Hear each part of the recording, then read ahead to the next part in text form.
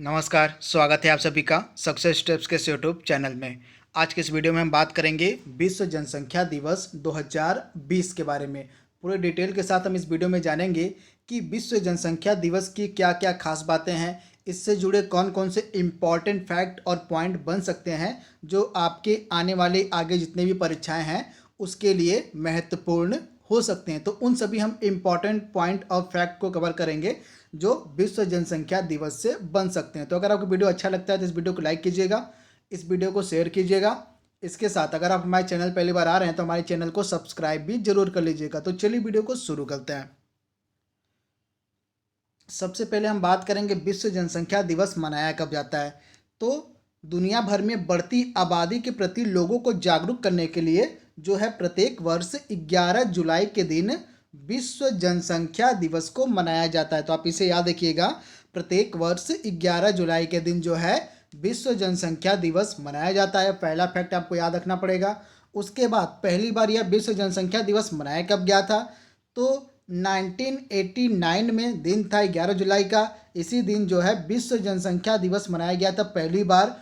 उस समय जब पूरे विश्व की जनसंख्या 500 करोड़ थी, आप याद रखिएगा, उस समय जब पूरे विश्व की जनसंख्या 500 करोड़ थी, उस समय पहली बार जो है विश्व जनसंख्या दिवस मनाया गया था। तभी से एक 11 मतलब तभी से 11 जुलाई के दिन ही यह विश्व जनसंख्या दिवस मनाया जा रहा है। तथा इस जनसंख्या दिवस के अवसर पर इस दिन लोगों को परिवार नियोजन, लैंगिक समानता, मानवाधिकार और मातृत्व स्वास्थ्य के बारे में जानकारी दी जाती है। इस दिन मतलब विश्व जनसंख्या दिवस के दिन जो है लोगों को परिवार नियोजन, लैंगिक समानता, मानवाधिकार और मातृत्व स्वास्थ्य के बारे में जानकारी दी जाती है। तो ये फैक्ट भी आप याद रखिएगा। इसके साथ ही एक व्यक्ति थे जो विश्व बैंक में कार्य करते थे। इनका नाम था डॉक्टर केसी जाकारिया।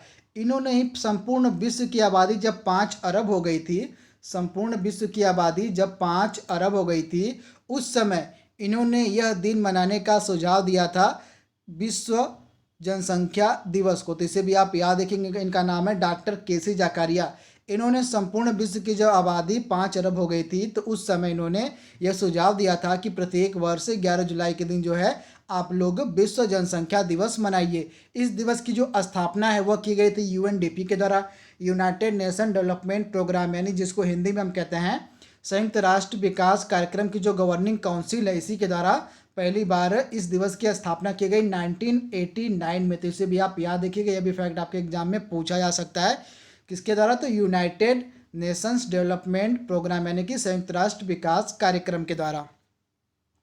इसके बाद जो विश्व जनसंख्या दिवस होता है, इस दिन बढ़ती जनसंख्या के दुष्परिणामों पर प्रकाश डाला जाता है और साथ ही लोगों को जनसंख्या पर नियंत्रण करने के लिए जो है जागरूक किया जाता है। तो इसे भी आप ध्यान दीजिएगा।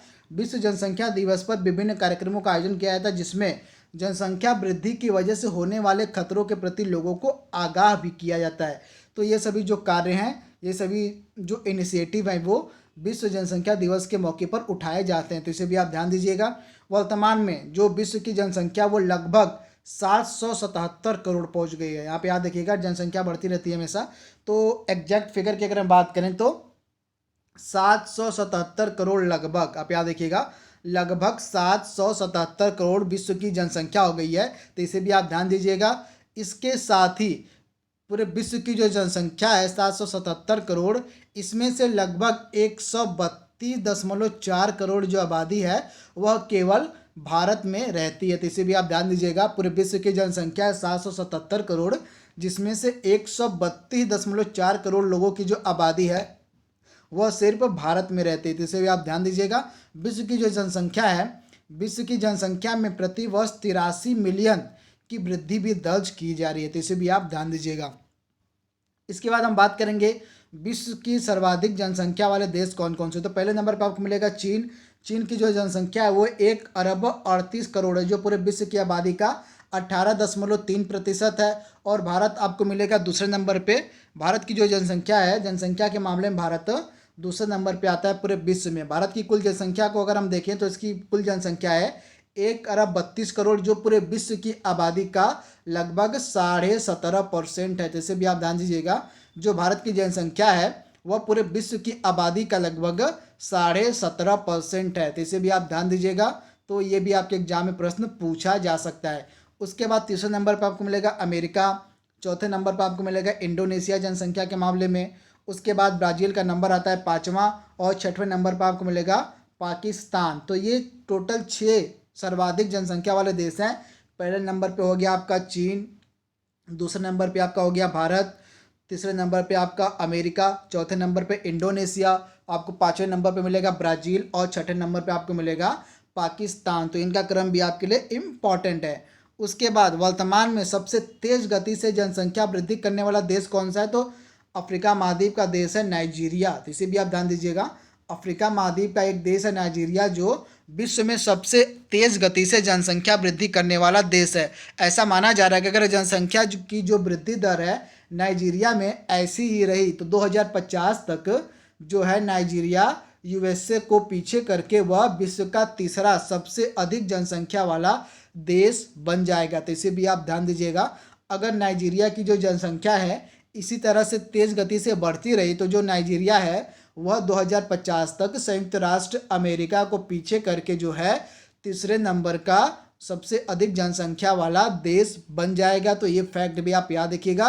वर्तमान में सबसे तेज़ गति से जो जनसंख्या वृद्धि करने वाला देश है वो है अफ्रीका महाद्वीप का नाइजीरिया देश। तो इसे आप ध्यान दीजिएगा।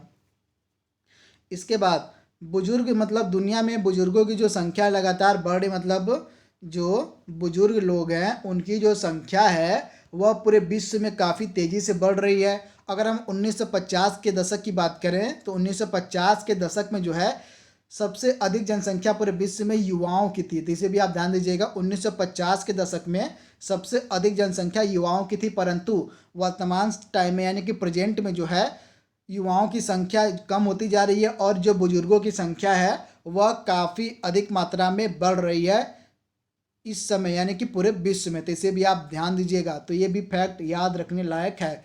तो दोस्तों यहाँ पे हमने विश्व जनसंख्या दिवस से रिलेटेड जितने भी फैक्ट और पॉइंट बन सकते हैं जो आपके एग्जाम के लिए ज़रूरी थे मैंने उनको बता दिया है। आई होप आपको वीडियो ज़रूर पसंद आया होगा।